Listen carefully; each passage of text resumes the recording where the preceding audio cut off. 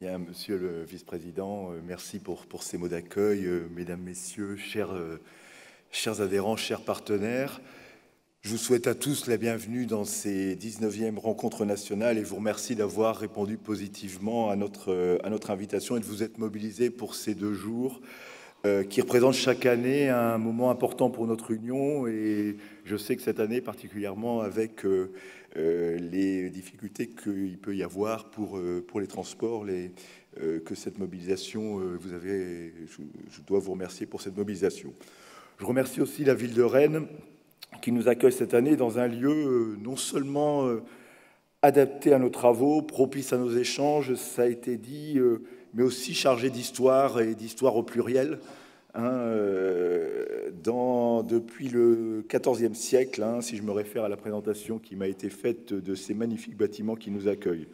L'histoire, vous l'avez compris avec l'introduction qui a été faite, c'est aussi un sujet pour nous, mais bien évidemment de façon beaucoup plus modeste, puisque nous ne fêtons que les 40 ans. C'est pas grand-chose par rapport aux 6 siècles, mais à notre échelle, 40 ans, c'est déjà significatif.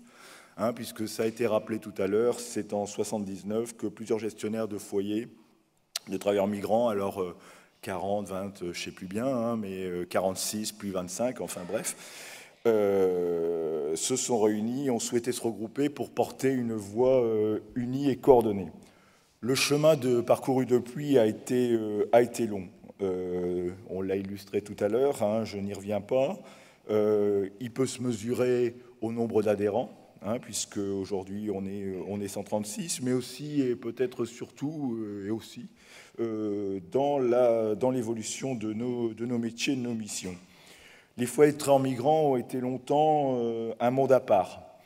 Nous entendions même souvent parler de lieux à part pour des gens à part. La mutation a été profonde pour les personnes que nous logeons, avec l'ambition de leur offrir des meilleures conditions de vie et de favoriser leur intégration.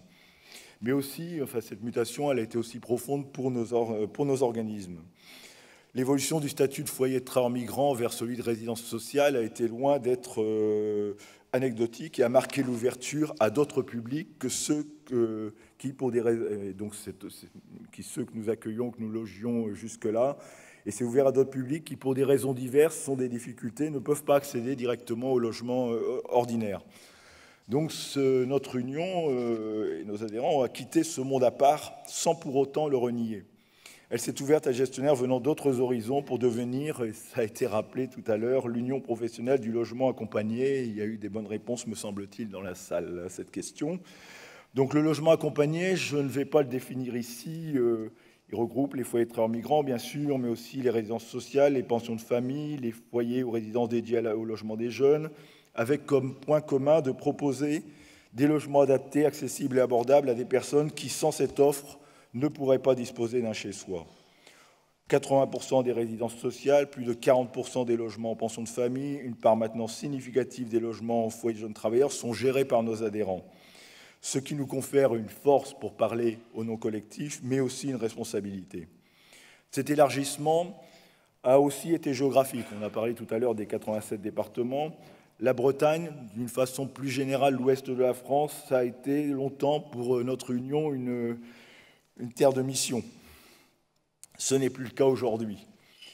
Avec 11 adhérents présents, dont 9 en Ille-et-Vilaine et dans l'agglomération rennaise, ces adhérents, que je tiens à remercier pour l'appui qu'ils nous ont apporté pour l'organisation de ces rencontres, gèrent collectivement 26 résidents, dont 15 pensions de famille et résidences accueil, représentant au total plus de 800 logements. Quelques visites organisées, comme on le fait traditionnellement, permettront à ceux qui l'ont souhaité de voir concrètement l'action et d'apprécier l'action menée. Le choix de la ville de Rennes pour nos rencontres, ce n'est pas seulement en raison du cadre proposé, et ça a été parfaitement rappelé par le vice-président, par M. Puil, mais aussi en raison de la politique volontariste menée ici, dans la métropole, en faveur du logement pour tous. Vous l'avez rappelé, notamment dans le cadre de la politique du plan local de l'habitat, avec des orientations, un plan local de l'habitat ambitieux, dans lequel figure notamment, j'ai relevé l'orientation, et vous l'avez rappelé vous-même, l'orientation stratégique, celle d'apporter avec vos partenaires une réponse à chaque ménage qui se trouve confronté à une difficulté d'accès ou de maintien dans son logement. Le thème choisi pour nos rencontres cette année, nos ambitions pour le logement accompagné, traduit la volonté que nous avons tous, de nous projeter dans l'avenir sans la nostalgie d'un passé inhérent à tout anniversaire. Il y a toujours un peu le risque quand on parle d'un anniversaire, c'est de se remémorer le passé, de se référer à ce passé, surtout quand on a atteint un certain âge. Nous ne cherchons pas, là je cite Gide, nous ne cherchons pas dans l'avenir à retrouver le passé. J'évoquais à l'instant la mutation profonde que représente la transformation des foyers de travailleurs migrants en résidence sociale. Le chemin parcouru a été important et il y a tout lieu de s'en féliciter. Plus de 20 ans après le lancement du plan de traitement, il reste toutefois un certain nombre de foyers à traiter. Nous avons à cet égard salué la publication à la fin de l'année dernière de la note de cadrage de la CILPI qui définit les orientations pour la poursuite de la mise en œuvre du plan de traitement.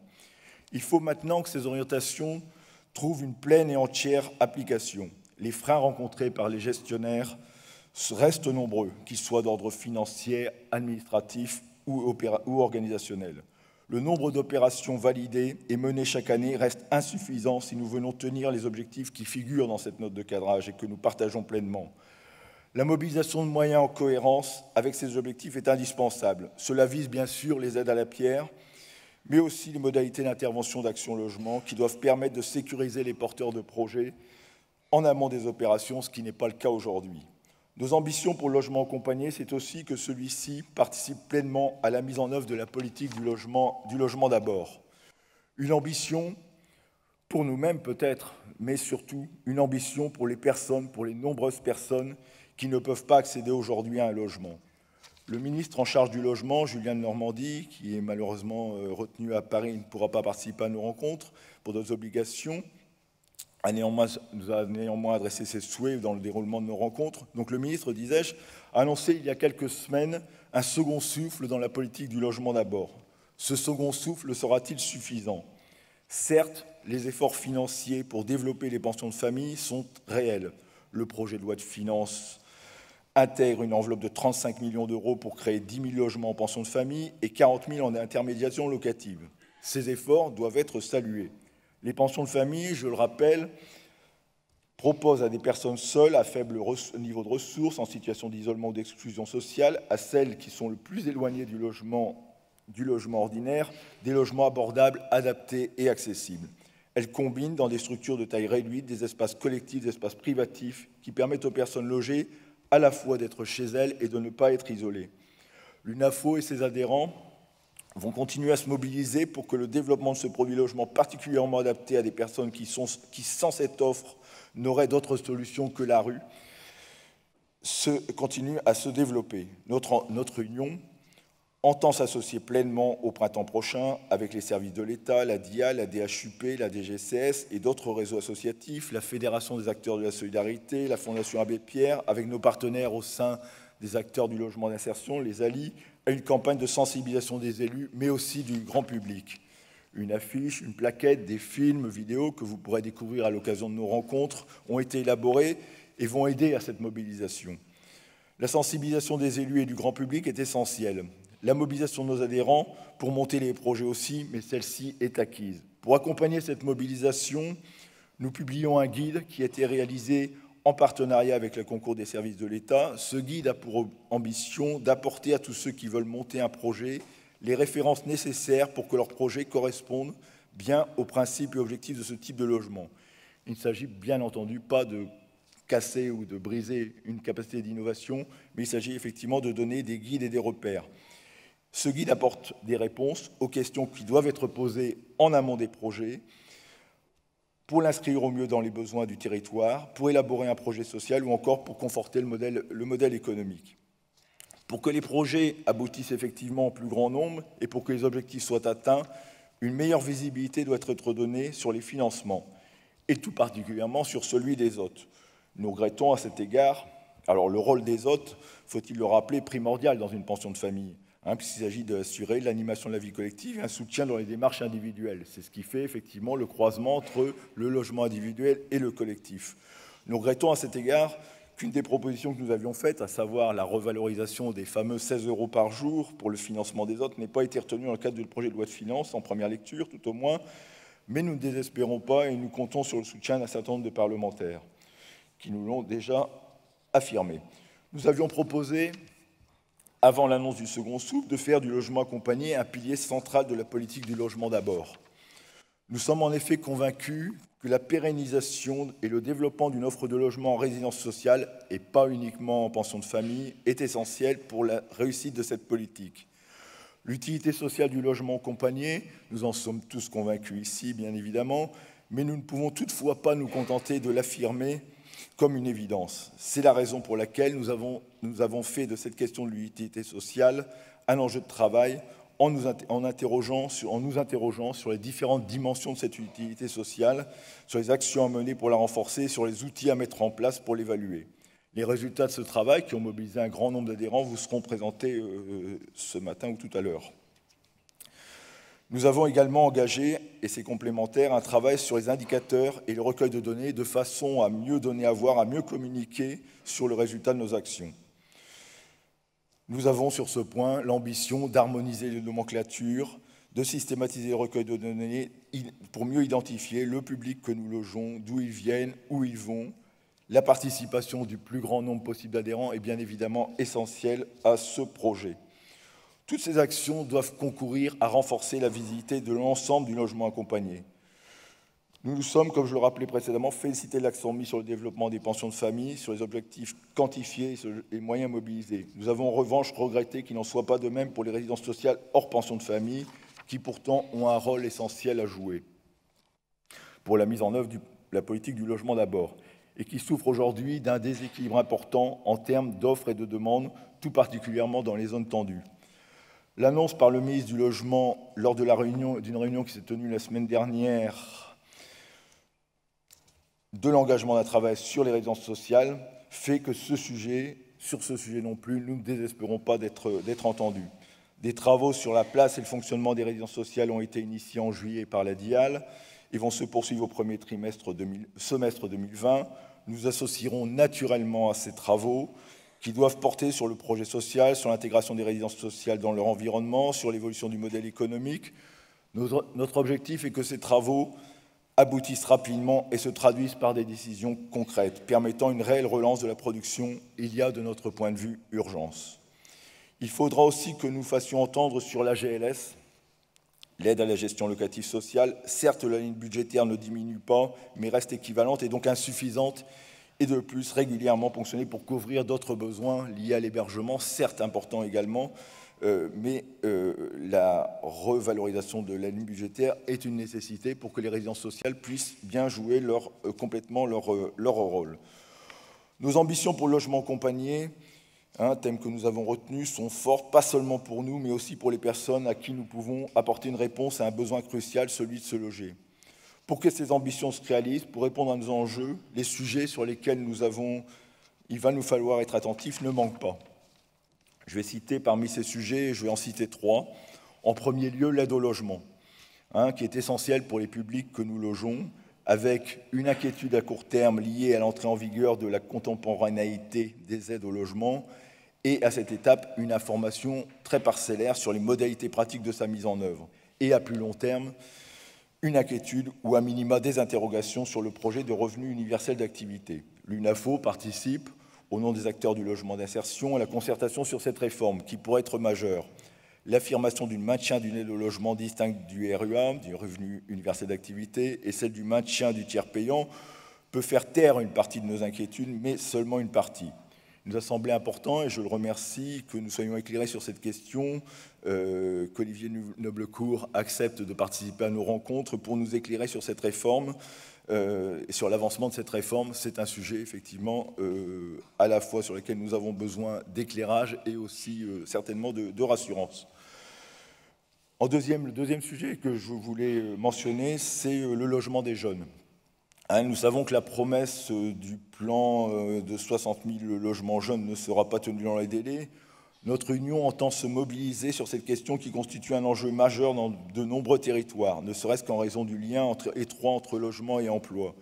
Un groupe de travail a été mis en place au sein de notre Union avec l'objectif, au-delà des échanges sur les pratiques et expériences, d'identifier les points de blocage et de formuler des propositions qui seront notamment défendus dans le cadre du comité de pilotage national qui vient de se mettre en place. Antoine Dulin, vice-président du Conseil économique et social et environnemental, interviendra demain dans le cadre d'une conférence sur cette question du logement des jeunes, plus précisément sur celle de la continuité du logement d'un jeune. En troisième point, en troisième lieu, le sujet que je souhaitais évoquer, c'est la formation et la professionnalisation qui reste un enjeu essentiel pour nos métiers. Ça a été rappelé tout à l'heure avec la création du centre de formation. Un centre de formation qui s'est adapté à la réforme récente en matière de formation professionnelle, avec un accent qui a été mis sur la professionnalisation, qui a su faire évoluer son offre de formation. Il va continuer à le faire pour être au plus près de l'évolution de nos métiers. La mise en œuvre du logement d'abord figurant parmi les sujets que notre centre de formation, sur lesquels notre centre de formation s'est investi. Il nous a semblé utile, à l'occasion de nos rencontres aussi, de réaffirmer l'importance de notre partenariat avec l'Institut Mélé par la signature d'une nouvelle convention. La formation certifiée que nous avons mis en place il y a maintenant, un peu plus d'une dizaine d'années, donc en partenariat avec l'Institut Mélé, a permis à tous ceux qui ont participé, qui ont été diplômés, une évolution professionnelle, de prendre en charge pleinement leurs nouveaux métiers et les nécessités d'adaptation aux exigences de nos nouveaux métiers. Nous aurons aussi à réfléchir, ça fait l'objet d'une conférence demain, sur les questions de restructuration des branches professionnelles, et si j'en crois le nombre d'inscrits, ça intéresse un grand nombre d'adhérents. Enfin, je voudrais remercier Elina Dumont d'avoir bien voulu accepter d'être présente pendant les 2 jours de nos rencontres. Certains la connaissent pour son parcours de rue, de femme à la rue, d'autres pour ses interventions dans l'émission Les Grandes Gueules sur RMC, mais tous la connaissent pour ses engagements. Elle interviendra en début d'après-midi lors d'une conférence pendant laquelle elle présentera son rapport sur les femmes à la rue remis récemment à la présidente de la région Île-de-France.